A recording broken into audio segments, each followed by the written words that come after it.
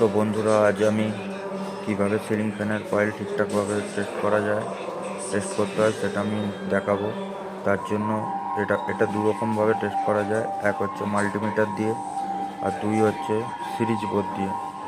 এটা electric line series বোর্ডে থাকে, সেই সিরিজ বোর্ড দিয়ে টেস্ট করা যায়, আর মাল্টিমিটার দিয়ে টেস্ট করা যায়। আমি ফার্স্ট মাল্টিমিটার দিয়ে টেস্ট করে দেখাবো মাল্টিমিটার দিয়ে কীভাবে টেস্ট করা যায়। তো আমি মাল্টিমিটার নিয়ে নিয়েছি, সেটা আমি সেট করে রাখবো সবথেকে কম রেজিস্ট্যান্সে। 2K রেজিস্ট্যান্সে আমি মাল্টিমিটারে সেট করে রেখেছি, 2K-তে। এবার দেখবো ঠিকঠাক রেজিস্ট্যান্স আসছে নাকি। এর মধ্যে দুটো কয়েল থাকে, একটা হচ্ছে স্টার্টিং কয়েল আর একটা হচ্ছে রানিং কয়েল। ভেতরেরটা হচ্ছে স্টার্টিং কয়েল, ভেতরের কয়েলটি স্টার্টিং কয়েল, বাইরের কয়েলটি রানিং কয়েল। সেই জন্য দেখুন, স্টার্টিং কয়েলের দুটো লুপ, রানিং কয়েলের দুটো লুপ। স্টার্টিং কয়েলটা ফার্স্ট টেস্ট করব। মাল্টিমিটারের দুটো কানেকশানের পয়েন্ট নেব।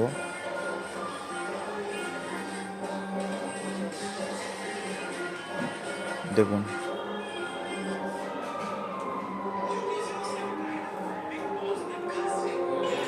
একশো 96 দেখাচ্ছে রেজিস্ট্যান্স। এটা হচ্ছে স্টার্টিং কয়েল। আমি বলবো কিভাবে স্টার্টিং কয়েল রানিং কয়েল চেনা যায়। তো এই কয়েলটা দেখে নিন, 196 দেখাবে। আমার হাতটা লুজ হচ্ছে বলে সেই জন্য এরকম আপ ডাউন করছে। এবার রানিং কয়েলটা টেস্ট করব।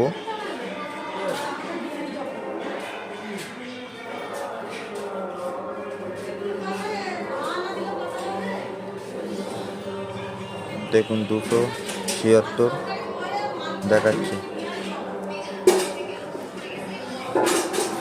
276 মানে রানিং কয়েলের পাক বেশি বলে সেই জন্য রানিং কয়েলের রেজিস্ট্যান্স বেশি। স্টার্টিং কয়েলের পাক কম বলে সেই জন্য স্টার্টিং কয়েলের রেজিস্ট্যান্স কম। এবার এই দুটো কয়েলের মধ্যে শর্ট আছে কিনা সেটা দেখার জন্য একটা স্টার্টিং কয়েলের একটা লুপ নেবো আর রানিং কয়েলের একটা লুপ নেবো। দেখুন, কোনো রিডিং শো করছে না, তার মানে কয়েলটা ঠিক আছে, কোনো শর্ট নেই। এবার বডি টেস্ট করবো, কীভাবে বডি টেস্ট করতে হয়। দেখুন, বডিতে একটা কানেকশান নেবো আর একটা কানেকশান। বডি টেস্ট করার জন্য মাল্টিমিটারটাকে বাজার পয়েন্টে দিতে হবে। দেখুন, বাজার পয়েন্টে সাউন্ড আসছে। ফার্স্ট বডিতে একটা নেবো, বডিতেই দুটো নেবো। দেখুন, আবার শর্ট হচ্ছে। এবার একটা বডিতে নেবো আর একটা রানিং কয়েলের নেবো লুপেতে। কোনো রিডিং দেখাচ্ছে না, তার মানে বডি নেই কয়েল। স্টার্টিং কয়েলেও দেখবো কোনো বডি নেই। তো এইভাবে মাল্টিমিটার দিয়ে টেস্ট করতে হয়। এবার সিরিজ লাইনে কীভাবে টেস্ট করতে হয়।